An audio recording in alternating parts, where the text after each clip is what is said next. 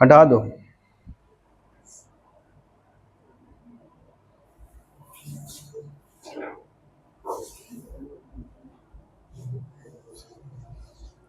जाने दो। आ जाओ पढ़ाते हैं। लॉक करने, बिना लॉक के नहीं होगा, लॉक का। अच्छा। ओहो, छोटी मान हुई है। फोटो हटा दो। गुड। आज चलो हम लोग पढ़ाते, आज बायोलॉजी में लेसन नंबर नेक्स्ट स्टार्ट करते हैं। अगला लेसन नंबर 5 कौन सा है? 6 जो भी होगा। मानव, ह्यूमन हेल्थ एंड डिजीज। क्या बात कर रहे हो? इतना आगे हम कैसे चले गए? हम इतना आगे कैसे हो सकते हैं? अपन इतना आगे कैसे हो सकते हैं? चौथा पांचवा लेक्चर होगा ये। ओ माय गॉड, 7वां लेसन आ गए। 4 और लेसन और बचा है। 7 7 6 13। छोटा छोटा है, जिसे पारितंत्र हो गया, और अभी सब एक एक 2 2 घंटे का लेक्चर है, सब खत्म सिस्टम। यार सबसे बड़ी दुख की बात है ना, लाइव नहीं चल रहा। मैं बहुत बहुत बहुत, बहुत परेशान हूं। हाँ, तुम्हारा प्रोजेक्ट मैं सही कर देता यार, दिक्कत नहीं।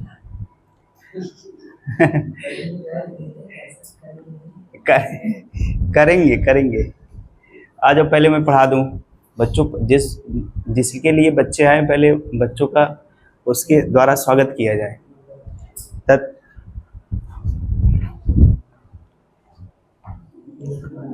आज तुम लोग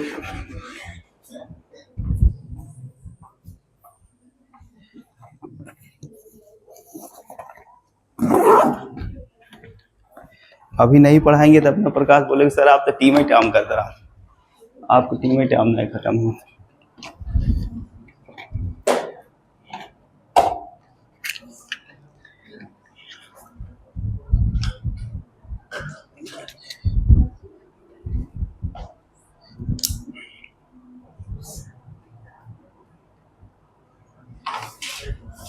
आज तुम लोग स्कूल जा रहे हो?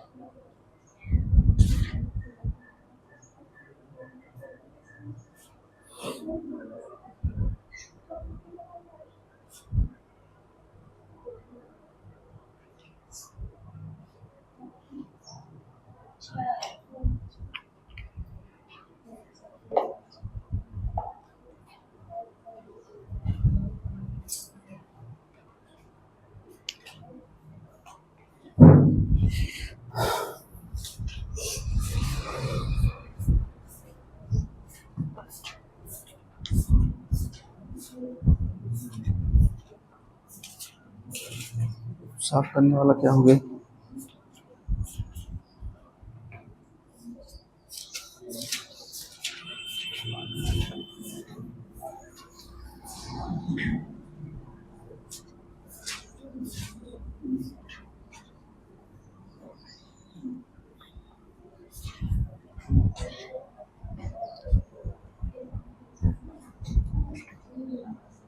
बतियाओ ना, बोलो मत। आ जाओ पढ़ाते। लेसन हेडिंग बनाओ, नया लेसन, मानव स्वास्थ्य तथा रोग।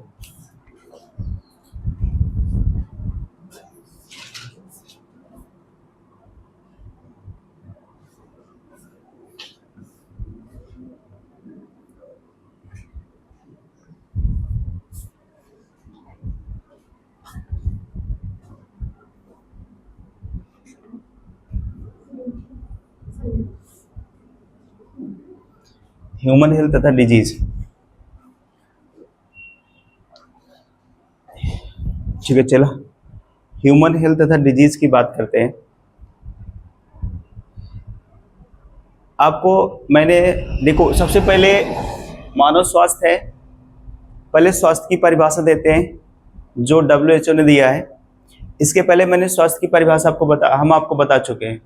स्वास्थ्य की परिभाषा मैंने आपको बता दी है। बता दो किशन, कोई व्यक्ति या कोई भी मानव, कोई मनुष्य, हाँ तो स्वस्थ व्यक्ति, हाँ स्वस्थ व्यक्ति या स्वास्थ्य, उसका स्वास्थ्य ठीक है ऐसा कहा जाएगा। अगर इन तीनों में से एक कोई चीज गड़बड़ है तो समझ लो उसका स्वास्थ्य बहुत गड़बड़ है ना। देखो स्वास्थ्य की परिभाषा पहले देते हैं, लिख लो स्वास्थ्य की परिभाषा देते हैं। स्वास्थ्य की परिभाषा या हेल्थ की परिभाषा,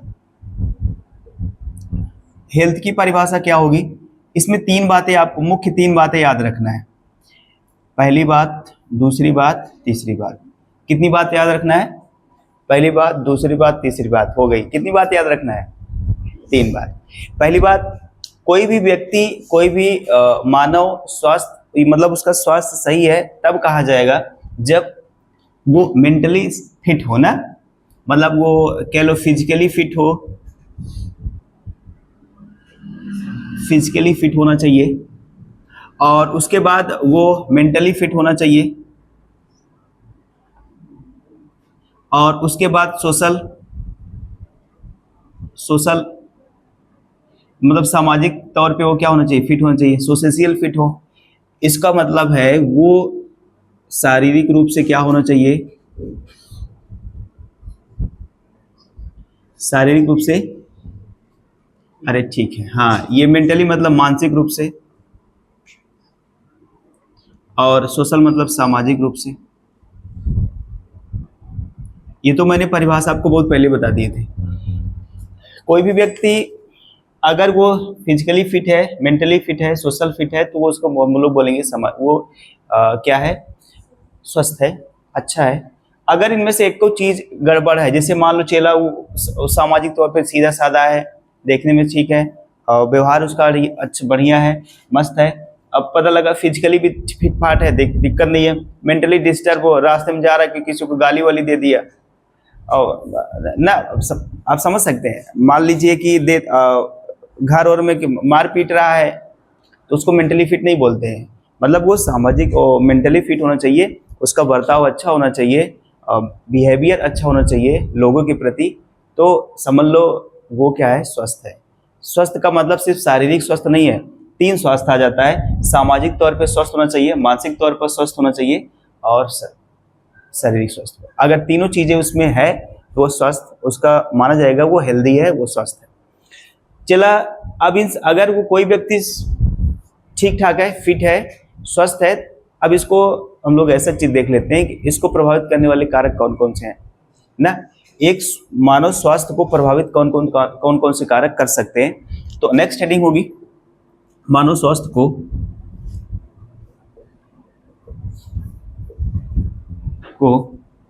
प्रभावित करने वाले कारक,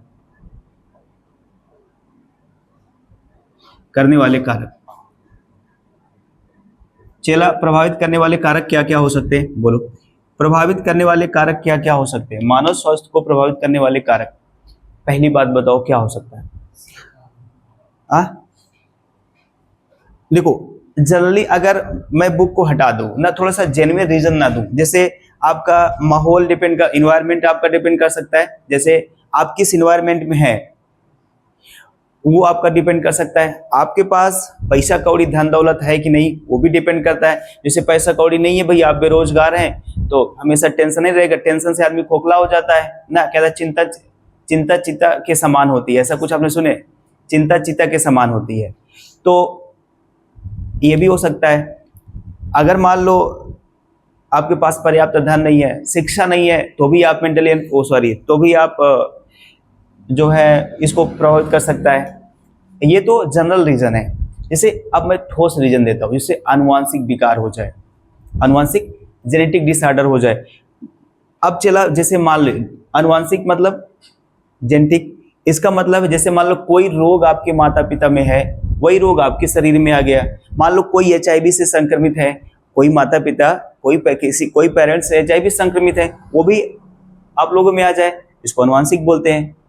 अब मान लो कोनो माता पिता का कोनो माता पिता का दांत हो ऐसे बहुत लंबा लंबा है, बच्चों में वो दांत आ जाए, अनुवांशिक विकार बोलेंगे। हाथ हो तो हो नहीं सकता फिलहाल। ऐसे लक्षण जो माता पिता से बच्चों में आते हैं वो क्या होते हैं? अनुवांशिक लक्षण होते हैं, अनुवांशिक कारक होते हैं। ये हो गया। दूसरी बात क्या हो सकती है? दूसरी बात, इसको कौन कौन से और कारक कौन से प्रभावित कर सकते हैं? दूसरा, इन्फेक्शन।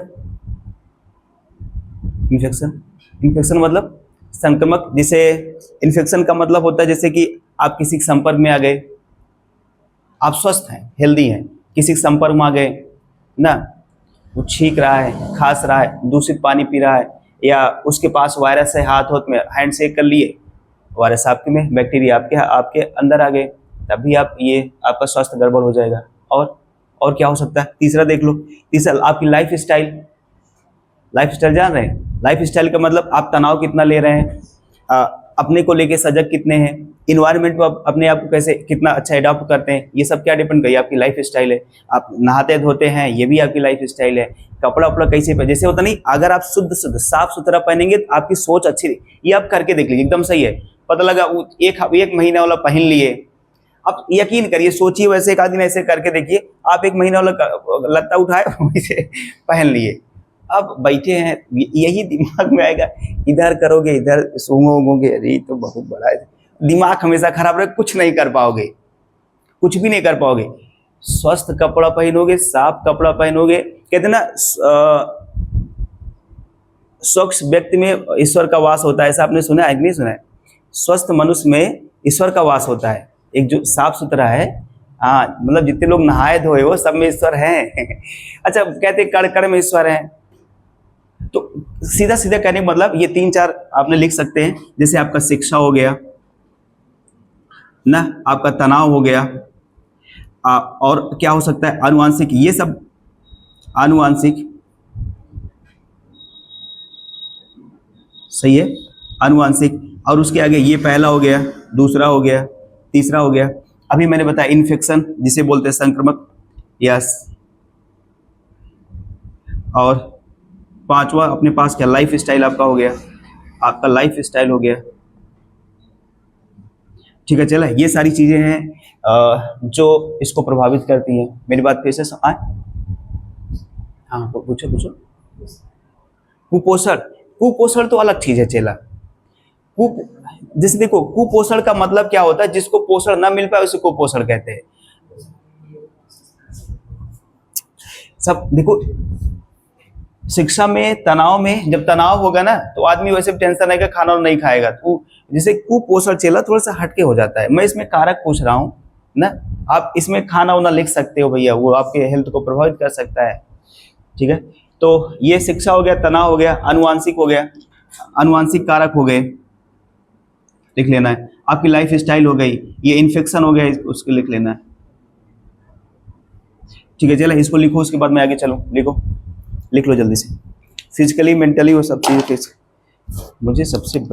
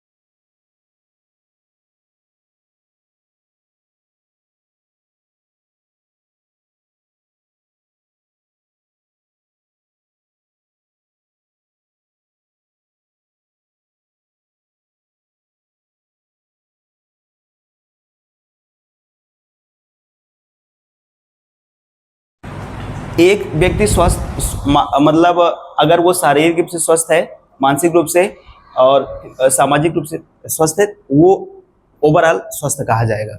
और क्या क्या प्रभावित कर सकता है चेला? शिक्षा, तनाव, बहुत सारे कारक है आपका। उसके बाद अनुवांशिक कारक मैंने बता दिया, जैसे कि माता पिता के लक्षण बच्चों में आ रहे हैं, वो प्रभावित कर सकते हैं। संक्रमक मतलब ये जो जूठा भोजन, जूठा कह रहा मैं जूठा कर रहा हूँ, जूठा का मतलब ये है कि संक्रमित भोजन, कोई संक्रमित व्यक्ति खा रहा है उसको तुम भी खा लिए। अच्छा, यही है चेला, पहले वाला समय अलग था, अब वाला समय अलग है। अब बच के चलो, मेरा मानो, अब थोड़ा बुरा मान जाओगे, अपने घर वालों का जूठा नहीं खाना है। सच बता दूं, एकदम सही बात, मेरी सलाह मान लो चाहे डॉक्टर की सलाह मान लो, अपने घर वालों खुद का जूठा नहीं खाना है। दरअसल आज के समय में क्या किसको है कुछ पता ही नहीं है। अभी मैं आपको बताऊंगा जीवाणु से होने वाले रोग, वायरस से होने वाले रोग, कवक से होने वाले रोग, उसके प्रोटोजोआ से होने वाले रोग, और उसके बाद उसको एक ठोर है वर्म्स बोलते हैं, WORMS, वर्म्स मतलब क्या होता है, ठीक है। मैं अब बहुत सारे रोग बताऊंगा तब समझ में आएगा। तो ये संक्रमक हो सकता है, संक्रमण हो सकता है, लाइफ स्टाइल हो सकती है, इतना चीजें हो सकती है। अब मैं आपको बताऊंगा कि रोग मैं आपको दो तरह से बताऊंगा। देखो, मानव स्वास्थ्य हो गया, रोग की बात कर लेते हैं। रोग को अपन दो तरह से डिवाइड करके पढ़ेंगे। हम लोग रोग को दो तरह से डिवाइड करके पढ़ेंगे चला। रोग को हम लोग दो तरह से डिवाइड कर देंगे। पहला, एक जिसको हम लोग संक्रामक रोग कहते हैं, संक्रामक रोग, और दूसरा हम लोग जिसको कहते हैं गैर संक्रामक। क्या कह रहे हो चला?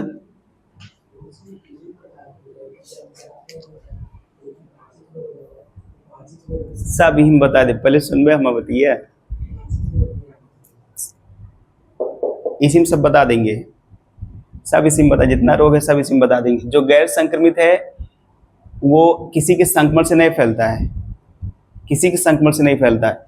वो जो गैर संक्रमण ना, वो अपने आप से हाँ, उसमें कैंसर वगैरह आ जाएंगे, सब बता देंगे। चलो रच्चो, टेंशन ना लाए, पूरा रोग आ जाएगा। हाँ देखो, संक्रामक रोग ये ऐसे रोग होते चला जो एक दूसरे के संपर्क में आने से फैलते हैं ना, एक दूसरे के संपर्क में आने से फैलते हैं, और वो संपर्क से कोई लेना देना नहीं है तो है। तो इनको हम लोग बोलते हैं इन्फेक्शस डिजीज।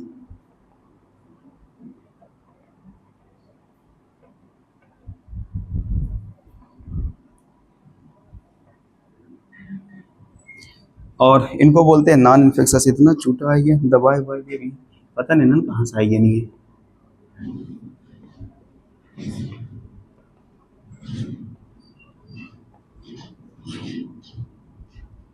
चला, एग्जाम में पता कैसे आएगा, एग्जाम में कैसे आएगा पता है?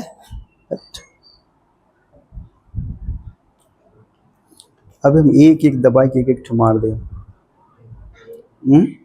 ये क्या है जो यहाँ पे आए हैं ये लोग? कुछ है उतना आया है।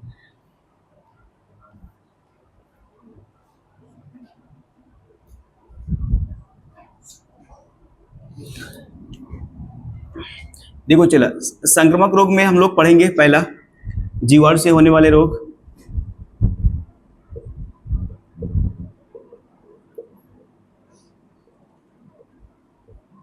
या जीवाणु जनित लिख सकते हो, ठीक है। चला, दूसरा जो है हम लोग विषाणु से होने वाले रोग, विषाणु से, चलो कम से कम एक लिख लीजिएगा, से होने वाले रोग। और उसके बाद जो है नेक्स्ट है कृमि से होने वाले रोग, और उसके बाद जो है कवक से होने वाले रोग, और उसके बाद जो है हम लोग प्रोटोजोआ से।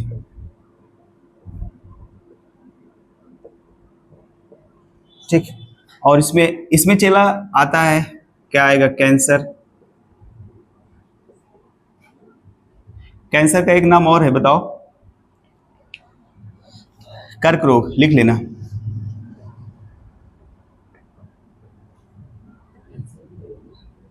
और इसमें हृदय रोग,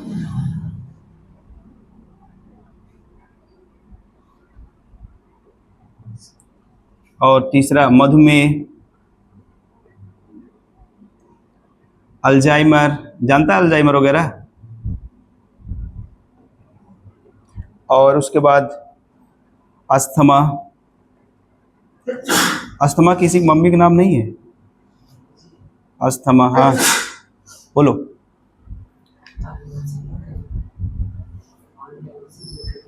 आनुवांशिक मतलब जो ऐसे रोग जो माता पिता से इसमें आते हैं, हाँ, जो जन्मजात होते हैं, आनुवांशिक रोग, हाँ।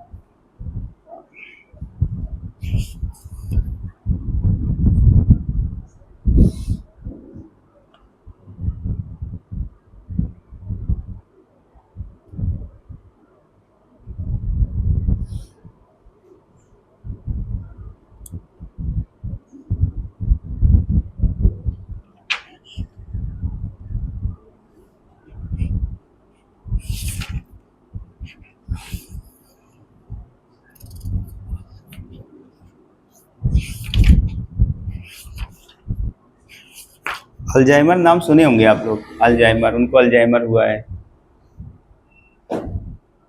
जन्मजात रोग, अनुवांशिक रोग, उपार्जित रोग, अभी इसमें सब कौन अलग करे देख रहे हो, उसमें सब पूरा है। मधुमेह, निरंतर हो गया। आगे चले, देखो चलो हम लोग डिवाइड करके पढ़ेंगे। एक संक्रामक रोग जिसको इन्फेक्शस डिजीज बोलते हैं, और दूसरा नाम जो एक दूसरे संपर्क में रहने से नहीं फैलते हैं, वायरस। ये इसमें किसी के मतलब जैसे होता नहीं, संपर्क माने से नहीं होता है, ऐसा जान लो।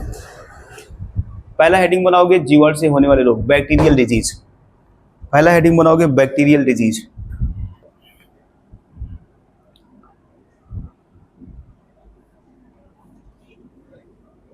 लिख लिए थे ये सब ना, पूरा हो गया था।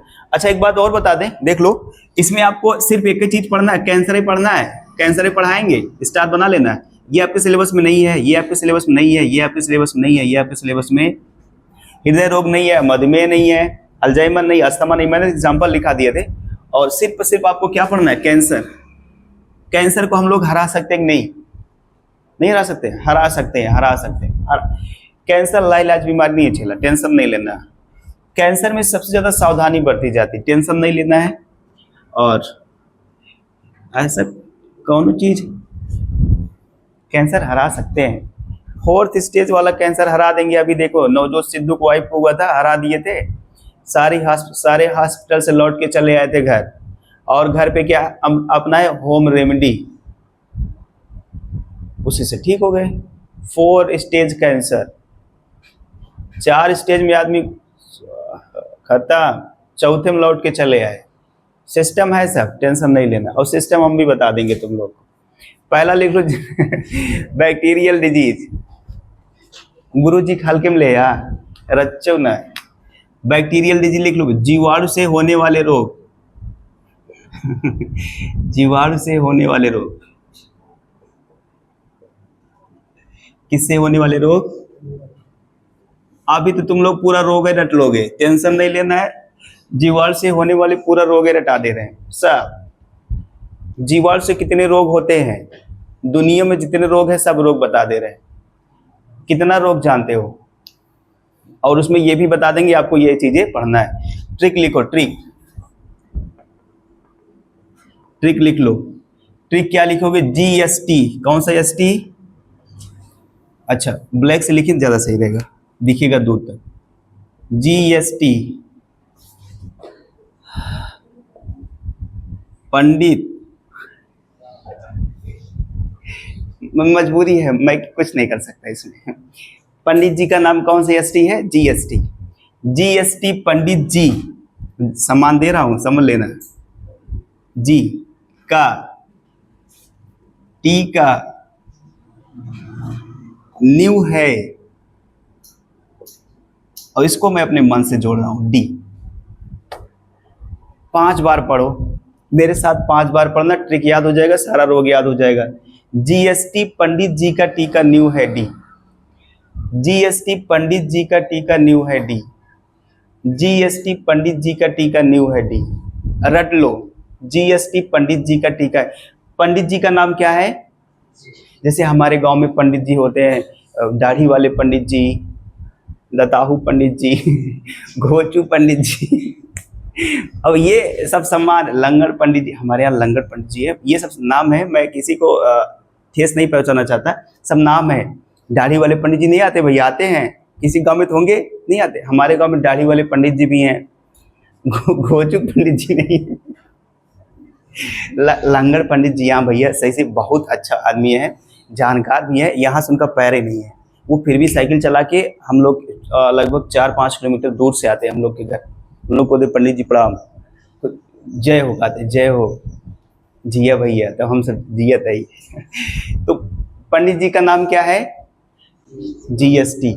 एक बार तुम लोग अपने मन में पढ़ो, GST पंडित जी का टी का न्यू है। पढ़ लिए? अब देखो नाम लिख लो, देख लो ना, चलो ना भाई, कुछ हो तो कैसे अच्छा नाम बता दे। घोचू घोचू लिख दियो, गड़बड़ाइए। DST मतलब गोनेरिया, जी का मतलब चेला क्या होगा? गोनेरिया। कौन सा नेरिया? गोनेरिया। यस का मतलब क्या होगा? सिफिलिस। यस का मतलब क्या होगा? सिफिलिस।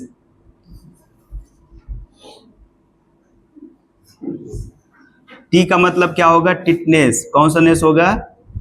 टिटनेस। और पी, इसका मतलब क्या होगा? इस पन का मतलब क्या होगा? पन का मतलब गलत करेगा, प्लेग, प्लेग होगा। डी का मतलब डिप्थीरिया। डी का मतलब क्या होगा चेला?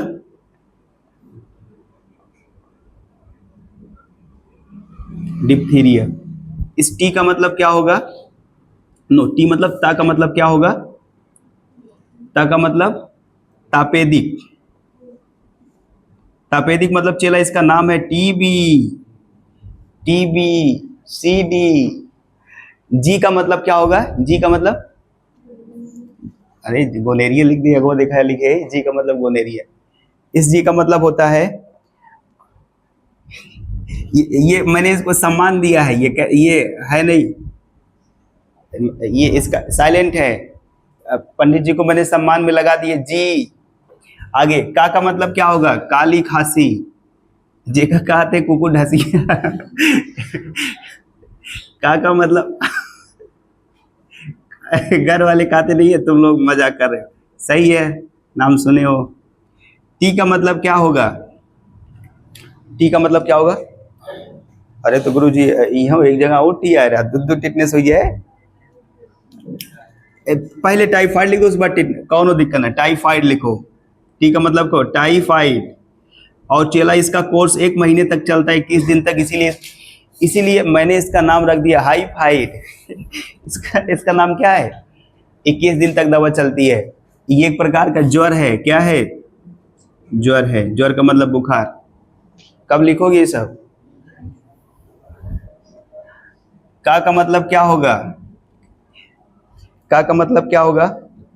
कुष्ठ रोग। कौन सा रोग? कुष्ठ रोग। न्यू का मतलब क्या होगा चेला? न्यू का मतलब निमोनिया।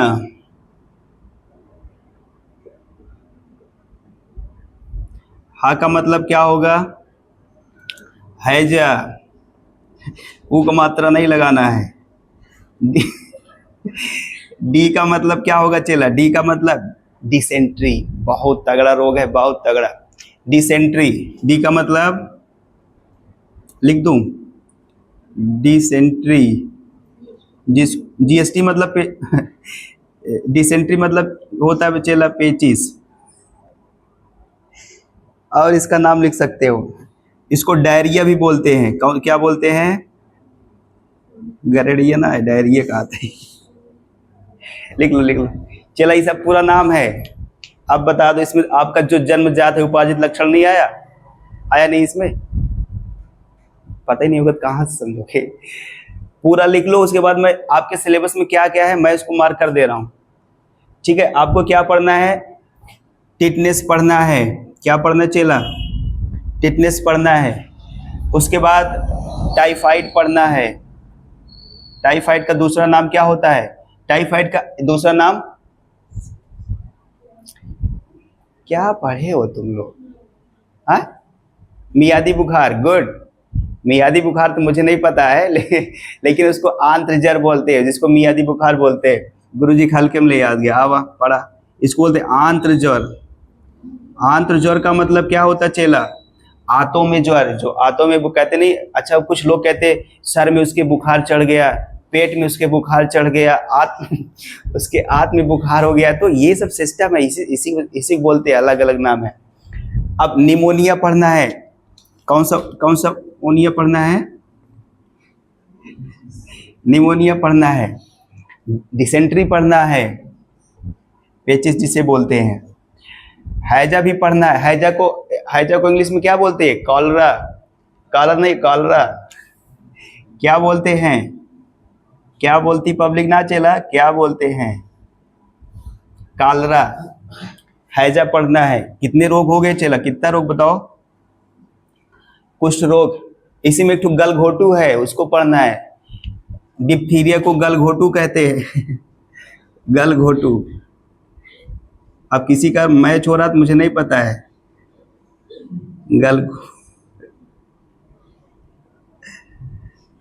ये सब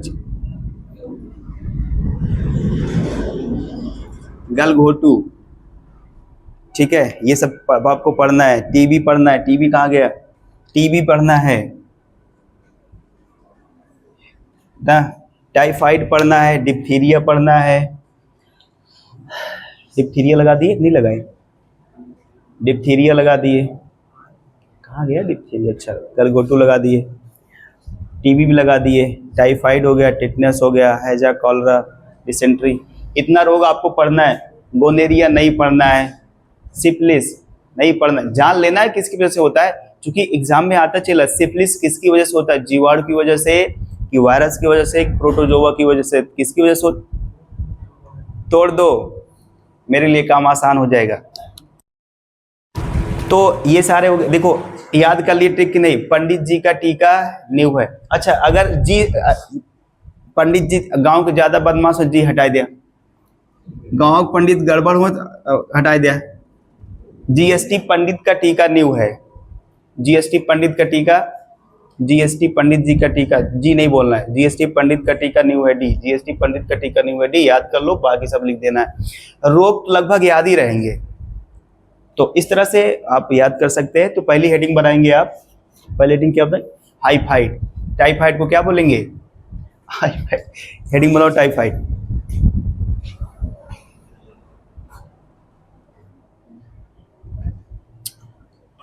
जब आप वनडे एग्जाम की तैयारी करोगे चला ना, उसमें इतना ही देता है कि जो टाइफाइड है इससे कौन सा अंग प्रभावित होता है। तो टाइफाइड से क्या होता है? आते कौन सी? दो आंत होती, लार्ज एक स्मॉल। तो हाँ, स्मॉल इंटेस्टाइन क्या होती है, उससे प्रभावित हो। जैसे मान लो अभी अपने पास निमोनिया है। निमोनिया से क्या होता है? निमोनिया से कौन सा अंग प्रभावित होता है? लंग्स, फेफड़े प्रभावित होते हैं। तो इससे आता है। ये निमोनिया किसके कारण होता है? तो जीवाणु के कारण ना, उसमें बैक्टीरिया होते हैं। तो मैं अभी सब कुछ बता रहा हूँ। तो ये अभी ट्रेलर है, पूरा फिल्म अभी बाकी है। तो ये लिख लो इसको। आगे चलते चला, मिटा दे रहे हैं। मेरा मिटाने वाला कौन चुरा लेता है पूरा? हाँ, कॉपी के नीचे।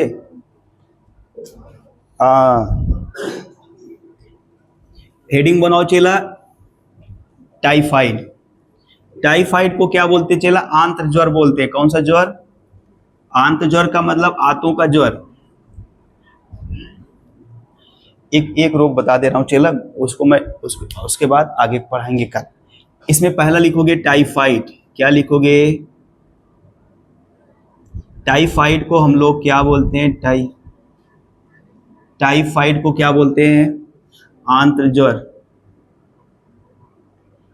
चलो हम लोग सबसे पहले देखते हैं, जो टाइफाइड है ये किसके कारण, किस बैक्टीरिया का टाइफाइड आता है? किस बैक्टीरिया के कारण? किस बैक्टीरिया? कौन सा बैक्टीरिया होता है? Salmonella typhi. पढ़ना मत, ठीक है, नेतागिरी करना है। साल्मोनेला टाइफी, इसका नाम क्या है पूरा? टाइफीम्यूरियम है, ठीक है। चाहे आपसे टाइफी से काम चला लो, चाहे टाइफीम्यूरियम बोल दो, कोई दिक्कत। तो किस बैक्टीरिया के कारण होता है चेला? Salmonella typhi. साल्मोनेला टाइफी के कारण ये क्या होता है? रोग आ जाता है। आपने हैंड शेक किया, आपने अपना जूठा खाना किसी को खिला दिए, तो बैक्टीरिया गट अंदर गया।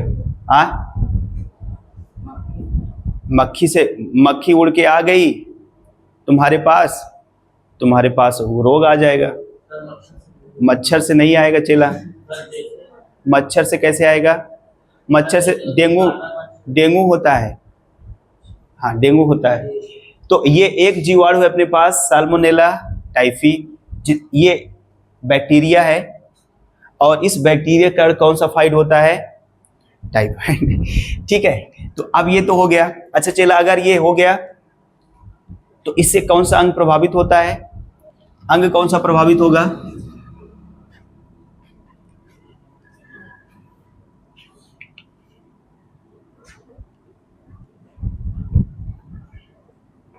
संक्रमण या फैलने का तरीका। संक्रमण का तरीका, ये कैसे फैलेगा मुझे बताओ। टाइफाइड कैसे फैलता है? दूषित भोजन। कौन सा भोजन? दूषित भोजन और पेय पदार्थ लेने से। याद रखना है, दूषित भोजन और पेय पदार्थ पीने से, ठीक है। अगर आप दूषित भोजन ले रहे हो, इंग्लिश लिख लेना इसको बोलते हैं कंटामिनेटेड फूड एंड वाटर। चला जरूरी, जैसे आप मान लो किसी शहर और में जाओगे ना, तो मैक्सिमम चीजें आपको इंग्लिश में लिखी हुई मिलेंगी। वहां दूषित भोजन कम लिखा रहता है, कंटामिनेटेड फूड ज्यादा लिखा होता है। कंटामिनेटेड फूड का मतलब क्या होता है? दूषित भोजन। अब एक चीज मैं आपको अभी क्लियर करा दे रहा हूं, ऐसे जितने रोग हैं दुनिया के, चाहे जितने रोग हों, जो दूषित भोजन, दूषित पानी से फैलते हैं, वो सभी आंत को प्रभावित करते हैं। किसको? आंत को। तो ये किस अंग को प्रभावित करेंगे? किस अंग को? या प्रभावित अंग लिख लेते हैं, चलो ना, सीधा लिख दूं प्रभावित अंग। प्रभावित अंग, प्रभावित अंग कौन सा है? Small intestine. कौन सा है? Small intestine. कौन सा टाइन है? छोटी आंत। कौन सी आंत है चेला? छोटी आंत। छोटी आंत क्या करती है? इससे प्रभावित होती है। देखो मैंने बता दिया किस बैक्टीरिया से होता है, ये तरीका क्या हो सकता है? दूषित भोजन ले रहे हैं, दूषित पदार्थ ले रहे हैं आप, उससे होगा। और प्रभावित अंग कौन से हैं? Small intestine. एक चीज आप जानते हैं, छोटी आंत, बड़ी आंत। छोटी आंत की लंबाई कितना होती है? लगभग 9-10 फीट, 9 फीट होता है। और बड़ी आंत की लंबाई कितना होती है? 1.5-2 फीट होता है। ऐसा क्यों? बड़ी आंत की लंबाई देखो ये फीट है, और बड़ी आंत की जो लंबाई है वो कितना? 1.5 फीट होती है। चला ऐसा क्यों? बड़ी तो ये है, लंबी तो ये है, लेकिन ये क्या है? 1.5 फीट है। ये पतली होती है। ये जैसे लंबी की बात मैं कर रहा हूं ना, पतली हो तो उससे क्या दिक्कत है? आप समझिए, लंबी आंत जो छोटी आंत है वो 9 फीट है, और जो बड़ी आंत है वो 1.5 फीट है। तो बड़ी किसको कहना चाहिए? जो 9 फीट है।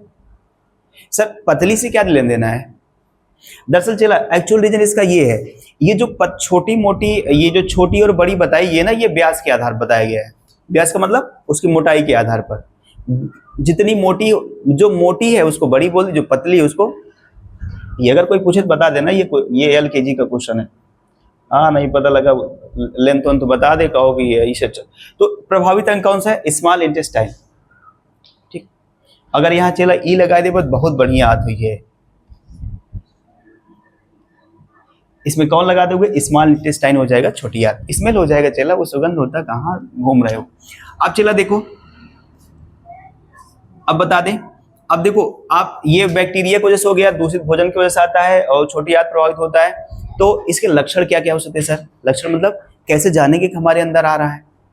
अगर यकीन मानो बायोलॉजी सही से पढ़ लिए, यही चैप्टर सही से पढ़ लिए, तो ऐसा लगेगा बच्चों बीमार होंगे जैसे लग रहा है यही रोग हमारे अंदर आ गया, इसलिए इसको ना ही पढ़ो तभी ठीक है। चलो तो मैं लिखा दे रहा हूं, क्या क्या लिखा हूं? लक्षण।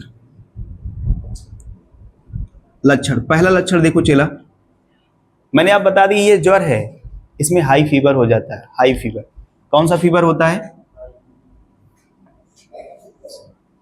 हाई फीवर हो जाता है। और चेला भूख नहीं लगती है। अगर किसी बच्चे को भूख नहीं लग रही तो उसका 99% ये उम्मीद है कि उसके अंदर क्या है? बुखार है। चला अगर भूख नहीं लगेगी तो वीकनेस आ जाएगी। कौन सा नेस आ जाएगा?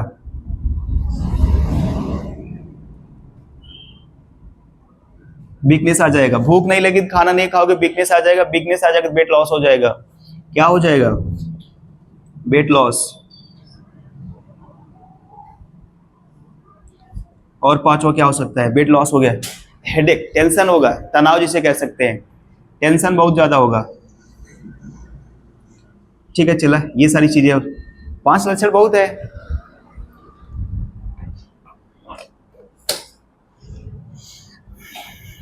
एक और लिख लो, छठा है स्टमक पेन। ये बहुत जरूरी है, मतलब पेट में दर्द होगा। ठीक है, स्टमक पेन। इसीलिए कभी भी आप डॉक्टर के पास जाइए ना तो क्या देता है? 5 दवा। कभी भी आपको 2 दवा दिया है, कभी भी आपको 1 दवा, 4-5 दवा देता है। 5-4 तो कम से कम रहता है। इसका मतलब उसमें पेट दर्द का, सर दर्द का, मूड दर्द का, जितना गोड़ दर्द का, सब दर्द का रहता है। और जो आपका स्पेसिफिक चीज है उसका भी रहता है। कोई एक सिंगल दवा, कोई एक सिंगल मेडिसिन किसी सिंगल रोग के लिए नहीं है। एक सिंगल मेडिसिन मल्टीपल रोग के लिए है, मल्टीपल डिजीज के लिए। सर ये सब कुछ बता दिए किसकी वजह से होता है, इससे बचे तो ये नहीं होगा। लक्षण ये हो गया, दवाइयाँ बता देते तो मजा आ जाता, जाके खरीद लेते हम दुकान से। दवाइयाँ लिख लो, क्या दिक्कत है? एक लाइन और रहेगा, कहाँ गया मिटाने वाला, फिर अंदर कर दिए। दवाइयों लिख लो, क्या दिक्कत है? मेडिसिन लिखो, मेडिसिन। आज इस लेक्चर को यहीं खत्म करेंगे, मेडिसिन पर। तुम लोग को डॉक्टर बना के ही छोड़ेंगे, यही बना देंगे। पहला मेडिसिन लिखो,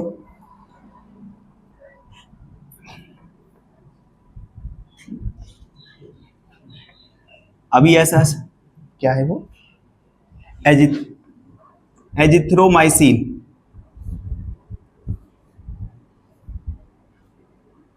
दूसरी दवा यहां पर माइसिन, ठीक है। तो दूसरी दवा सिप्रोफ्लोक्सिन। अच्छा नाम है, सिप्रोफ्लोक्सिन।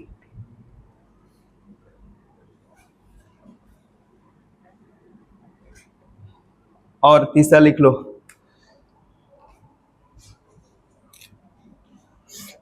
ओफ्लोक्सिन।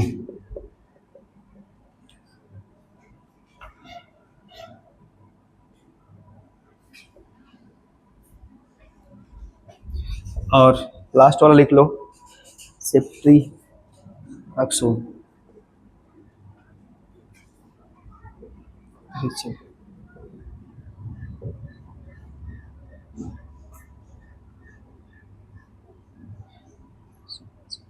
ये है सेफ्ट्रिएक्सोन। ठीक है चला, 4-5 दवा है। वैसे कभी भी अगर किसी को हाइफाइड हुआ है तो घर में अगर बच्चा है तो देख लेना, इन्हीं दवाओं में से लगभग, क्योंकि ये कॉमन दवा जो सबको दी जाती है, बस डोज अलग अलग रहता है। नाम लिख लो, एजिथ्रोमाइसिन, सिप्रोफ्लोक्सिन और ओफ्लोक्सिन और सेफ्ट्रिएक्सोन। ऑक्सोन लिखा है, सेफ्ट्री। हाँ ये सेफ्ट्री है ना, टी है, TRI है। तो ये जब भी दवाइयाँ, ये तो बताना गड़बड़ है, इसलिए कोई भी टीचर दवा नहीं बताता है। नहीं बच्चा 2 दवा जाए अपने डॉक्टर से मांग ले, बोलेगा मुझे एजिथ्रोमाइसिन दे दो और सिप्रोफ्लोक्सिन दे दो, बस। क्या कर रहा है? और हमारे यहाँ के डॉक्टर दवा देते, अपने आप डॉक्टर दे देते, सिटी के डॉक्टर नहीं देते। कैसे ले रहे हो, कैसे ले रहे हो? सिटी के डॉक्टर पर्चा मांगते हैं, अपने डॉक्टर वैसे दे देते। ले चाचा लड़कियां है ना, ले ये क्या दिक्कत है? एजिथ्रोमाइसिन, सिप्रोफ्लोक्सिन और ओफ्लोक्सिन और उसके बाद सेफ्ट्रिएक्सिन, ठीक है। ये 5 दवा है, लेकिन इसको जब भी लेना है डॉक्टर की सलाह पे लेना है। चाहे कहीं भी देखेंगे, मान लो गलती से कभी भी दिमाग में आई गया तो डॉक्टर की सलाह से।